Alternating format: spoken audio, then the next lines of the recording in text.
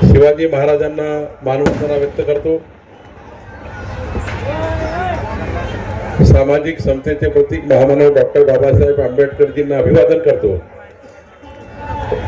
आज श्रीराम प्रतिष्ठान करमाळाच्या वतीने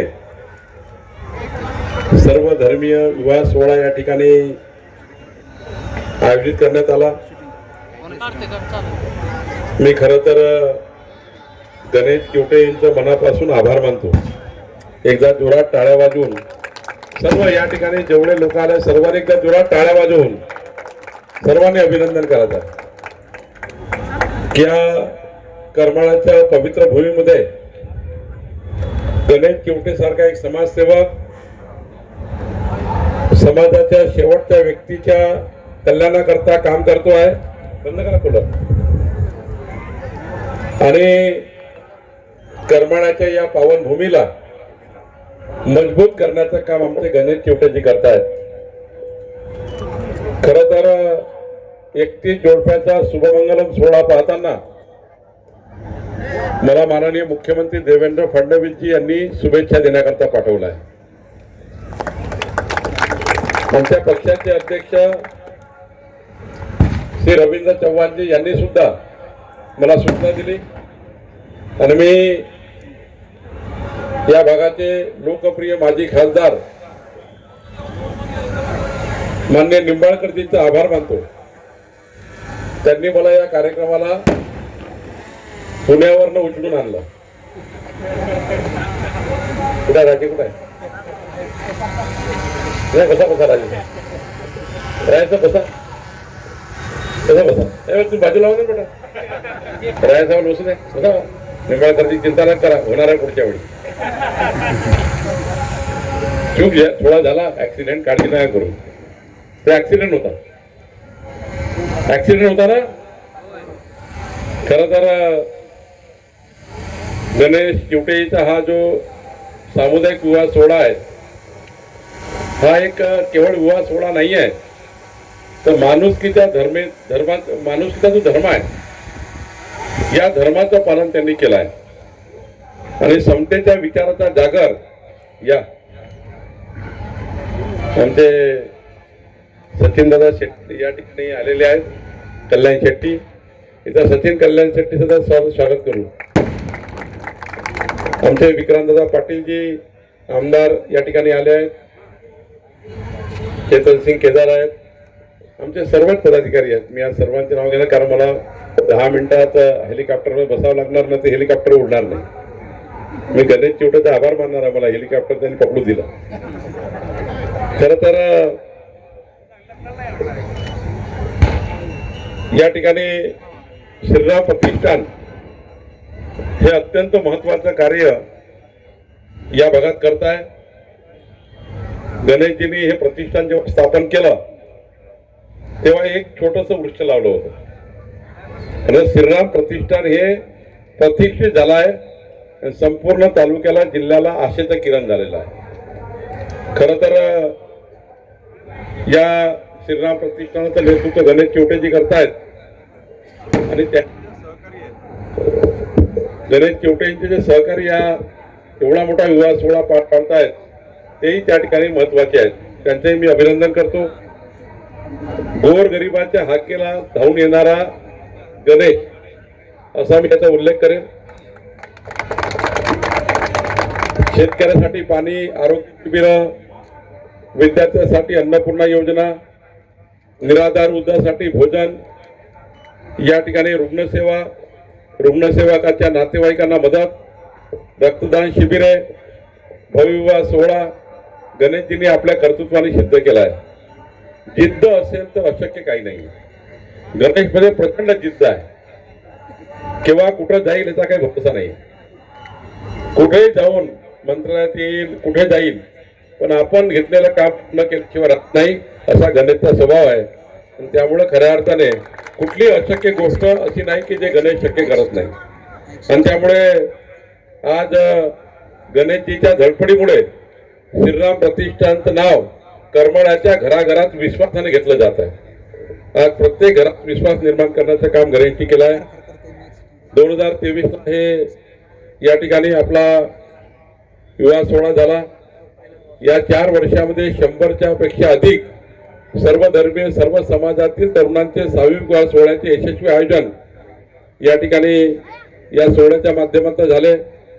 तरुणाच्या हाताला काम देणे, विविध उद्योग स्थापन करणे, पक्षनिष्ठ हिंदुत्ववादी कार्यकर्ता म्हणून आपल्या राजकीय पुनर्जन्म त्यांनी निलंबन झालं होतं. मी तुम्हाला मुंबईत त्याचं निलंबन झालं होतं. पण मी मंगेश माझ्याकडे आले, चेतन आला, सर्व आले आणि त्यांनी सांगितलं गणेशला पुन्हा या ठिकाणी राजकारणाची संधी दिली पाहिजे. एक चांगला कार्यकर्ता या ठिकाणी आहे आणि त्यामुळं खऱ्या अर्थाने मला आठवते मंगेश वगैरे सर्व आले होते.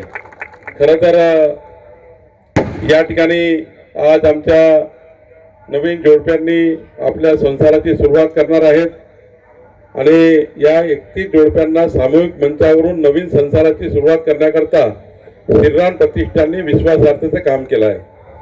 खरं तर आजच्या काळात लग्नासाठी कर्ज काढणे, जमिनी विकणे, आयुष्यभरात कर्जाच्या ओझ्याखाली राहणे ही ग्रामीण भागात मोठी समस्या आहे. कर्ज न करणे ही समस्या आहे.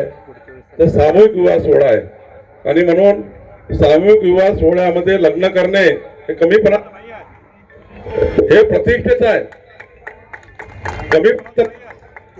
सामूहिक विवाह सोहळ्यात लग्न करणे कमीपणाचं नाही तर प्रतिष्ठेचं आहे आणि खऱ्या अर्थाने आपल्याकरता अभिमानाची बाब आहे. खरं तर हा विचार गणेशने आपल्या घराघरात पोहोचवला आहे.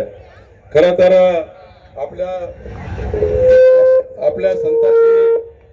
आपल्या संतांची नेहमीच साधेपणा, आपल्या महाराष्ट्राच्या संतांनी नेहमी साधेपणा आणि सामाजिक सुधारणेवर भर दिलाय. आपल्या भागातील संत सावतामाळी यांनी प्रपंच व परमात्मा यांचा सुरेख मेळ घातला. त्यांचे अभंग हे संसारातील कर्तव्याचं पालन करणारे आणि ईश्वराची भक्ती कशी करावी याचा संदेश देणारे आहेत.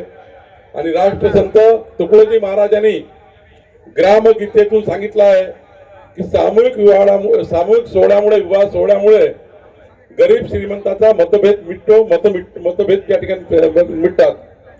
म्हणजे गरीब श्रीमंतीचा जो भेद आहे तो सामूहिक विवाह सोहळ्यात आता विदर्भात मोठे मोठे घराणे सामूहिक विवाह सोहळ्यामध्ये आपल्या मुलामुलीचं लग्न लावतात आणि गरीबाच्या गरीब कुटुंबासोबत लग्न लावतात आणि महाराष्ट्रात सुद्धा आता हे होत आहे.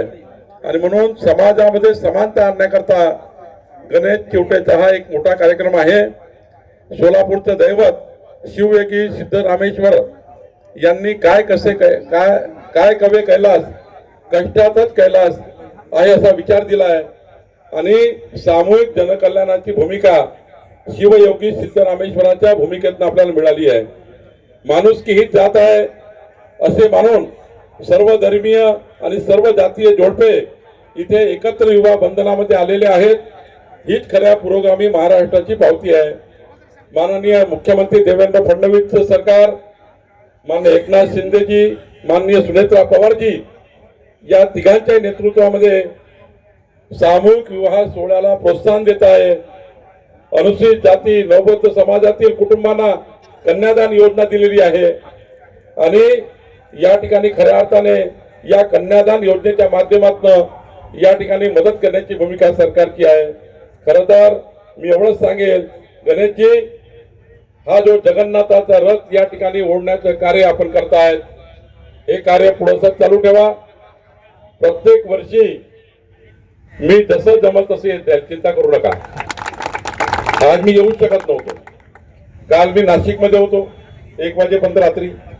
मुंबईला गेलो, मुंबईवरून नागपुरात गेलो, नागपुरातनं अमरावतीत गेलो, अमरावतीतनं नागपुरात आलो, नागपुरातनं काय रात्री 2 वाजता पुण्यात आलो, पुण्यातनं इथं आलो. हे कशामुळे झालं तर गणेश चिवटेजींनी केलेल्या उत्तम कामासाठी या ठिकाणी मला कुठलाही थकवा आला नाही. पण या ठिकाणी गणेश चिवटेचं काम या ठिकाणी मला घेऊन आलं. गणेशजी असंच काम चालू ठेवा. आपले सर्व नेते, आपले सर्व आमदार, नाना आमदार या ठिकाणी पाटील साहेब या ठिकाणी आहेत, आमचे कल्याण शेट्टी जे आहेत, विक्रांत पाटील जे आहेत, आमचे रणजित सिंग जे आहेत, अनेक मान्यवर नेते. आम्ही सर्वांचे नाव घेऊ शकलो नाही, त्यांनी क्षमा करावी. या ठिकाणी आज मी तहसील कार्यालयामध्ये गेलो होतो. तहसील कार्यालयामध्ये जवळपास 400-450 लोकांचे अर्ज मी स्वीकारले, त्यांचे निवेदन स्वीकारले आणि छत्रपती शिवाजी महाराज महाराजस्व अभियानाच्या माध्यमातून या प्रत्येक अर्जाचा निपटारा करणे ही माझी जबाबदारी आहे, ती मी पार पाडणार आहे. माझ्याकडे आलेला प्रत्येक अर्ज हा मी माझी प्रॉपर्टी समजतो आहे. त्या अर्जावर पूर्ण काम करून जनतेची सेवा करणे आमची जबाबदारी आहे. आमचं सरकार, देवेंद्र फडणवीसांचं सरकार हे लोकाभिमुख सरकार आहे, हे पारदर्शी सरकार आहे आणि गतिमान सरकार म्हणून या ठिकाणी काम करत आहे. आम्ही इमानदारीने जनतेची सेवा करू आणि माननीय देवेंद्रजी, माननीय एकनाथजी, माननीय सुनेत्रा पवारजी या तिघांच्याही नेतृत्वामध्ये महाराष्ट्राला अधिक मजबूत करण्याचं काम करू.